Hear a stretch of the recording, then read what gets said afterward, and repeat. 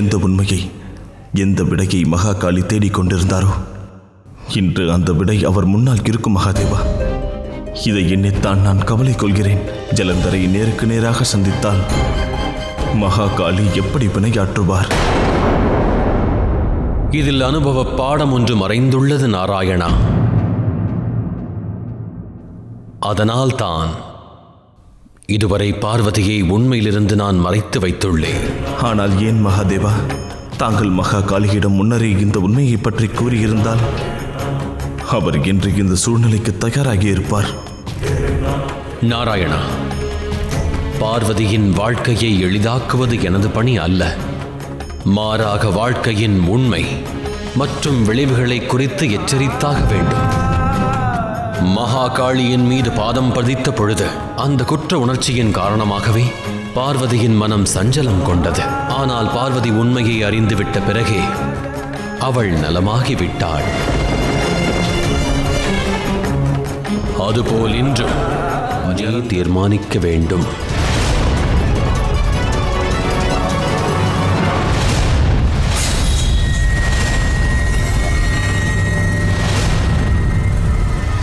ஜலந்தர், தெளிவாக உள்ளாயா? ஆச்சாரியரே, மீண்டும் ஒரு முறை பயிற்சியை துவங்குவதற்கு முன்பு ஒன்று உரைக்கிறேன். இப்பயிற்சியின் மூலம் என் திறமை முழுவதும் மேம்பட வேண்டும். அந்த மகாகாளியின் திறமை என்னவென்பதை நான் கண்ட பார்வையாலேயே உணர்ந்து விட்டேன். இனி தாங்கள் எனக்கு அளிக்க இருக்கும் பயிற்சியால் நான் அந்த பார்வதியை எப்படியாவது அடைந்துவிட வேண்டும்.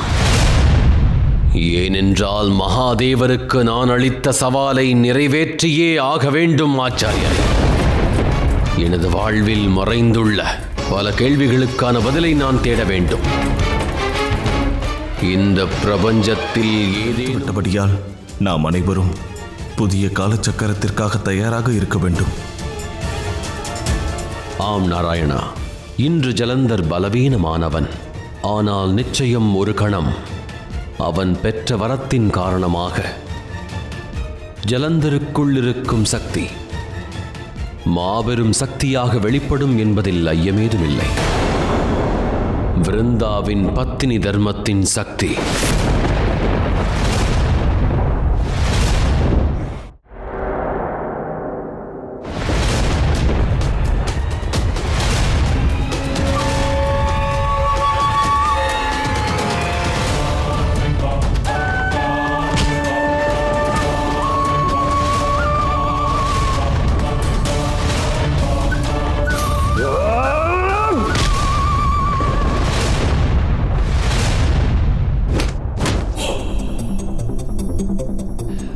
நன்கறிவேன். இவை அனைத்தும் உன்னுடைய மாயை தேவேந்திரா. எனினும் இதன் மூலம் என்னை வெற்றி கொள்வதென்பது இயலாத காரியம். அதை காண்கிறேன். உனது விரல்கள் மீட்டுவதால் வீணையிலிருந்து எழும் நாதத்தை கேட்டு ஒரு தந்தையின் இதயமானது ஒன்றை மட்டுமே வேண்டும். எப்பொழுதும் இப்படியே சௌபாக்கியவதியாகவே இருக்க வேண்டும். விரைவிலேயே பார்வதி தாயார் உனக்கு அளித்த அருள் பலிக்க வேண்டும்.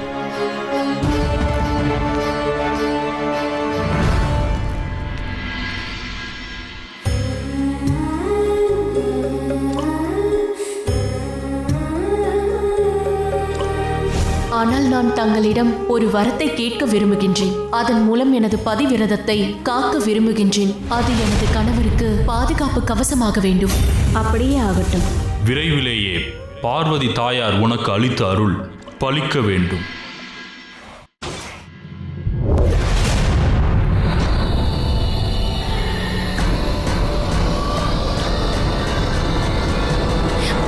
தாங்கள்? நான் சமுத்திர தேவனின் புதல்வன் ஜலந்தர்.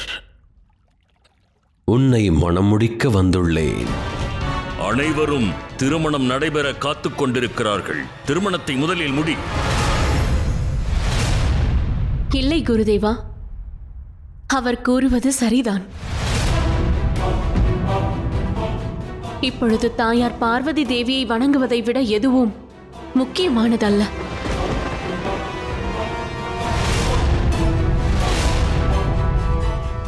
வாருங்கள் தேவி பார்வதி.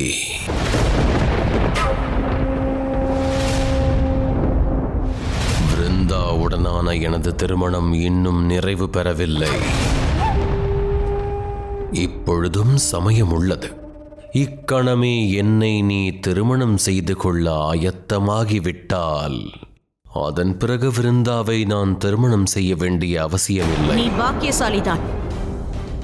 இவ்வாறு நீ உனது எல்லையை மீறியும் கூட உனது திருமணம் தடையின்றி நடைபெற நானே உறுதுணையாக உள்ளேன். விருந்தாவை நீ மனம் முடிப்பதில் உனது கர்ம பலன் என்று எதுவுமே இல்லை. அதற்கு விருந்தாவின் புனிதமான அன்பே காரணமாகும். அவளது பக்தியின் பயனை நீ இன்று அடையப் போகிறாய். விருந்தா அவளது கணவனாக உன்னை தேர்ந்தெடுத்த காரணத்தினால் நான் நினைத்தால் உனது கதையை ஒரு நொடியில் முடித்து விடுவேன். விருந்தாவை நீ திருமணம் செய்வதற்கான உண்மையான காரணத்தை அவளிடம் கூறி உனது இந்த ஒருமுறை அந்த ஜலந்தருக்கு எச்சரிக்கை விடுத்து அவனை மன்னித்து விட்டேன். இனி அவ்வாறு முடியாது. ஜலந்தர் மீண்டும் மீண்டும் தனது எல்லைகளை கடந்து கொண்டிருக்கிறான். பொறுமைக்கும் ஒரு எல்லை உண்டு. இனியும் என்னால் பொறுமையாக இருக்க முடியாது. தாங்கள் தானே கூறினீர்கள், எவராக இருந்தாலும் கர்மத்திற்கு முன்பு அவர்களது கர்ம பலன் அளிக்கப்படுவதில்லை என்று.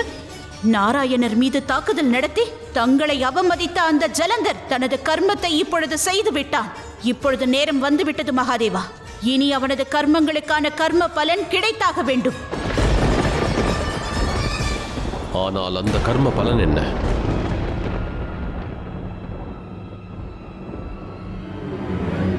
விருந்தாவிற்கு நீ அளித்த வரத்தை மறந்துவிடாதே கௌரி. தற்போது அமைதி காப்பதே உச்சிதமான செயலாகும் கௌரி. ஏனெனில் காலத்திற்கு முன்பாக நீ அளிக்க இருக்கும் தண்டனையானது நீ அளித்த வரத்தை அவமதிக்கும் செயலாகும்.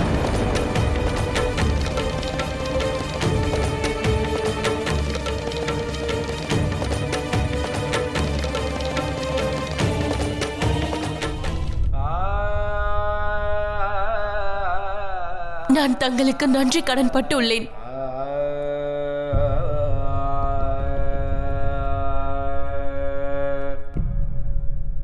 பார்த்தாயா ஜலந்தர், எந்த பெண்ணை உனது சுயநலத்திற்காக உனது வாழ்க்கையில் நீ இணைத்துக் கொண்டாயோ, இன்று அவள்தான் உன் உயிரை காத்திருக்கிறாள்.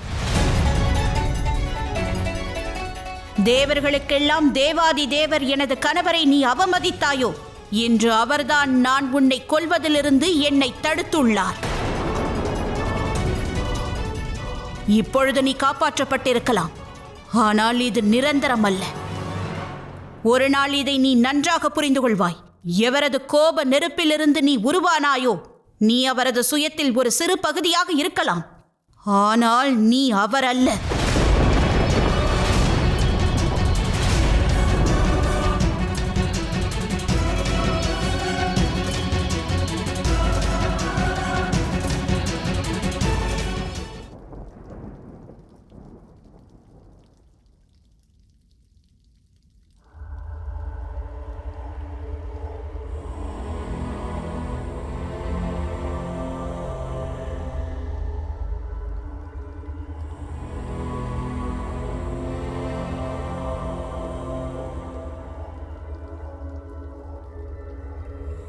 தாங்கள் எங்கா? நான் இங்கிருக்கிறேன். ஏனென்றால் இதுவே எனக்கு ஏற்ற இடமாகும். சிவனும் சக்தியும் இணைந்துதானே இருக்க வேண்டும்.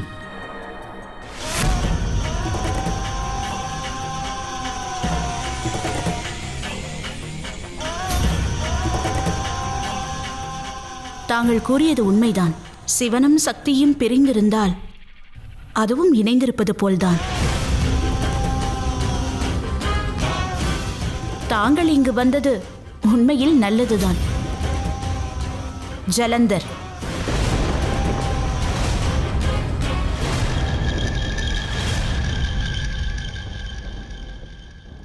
தங்களுக்கான மகா பூஜை முடிந்ததும் பிரசாதத்தை உண்ண விரும்பினான்.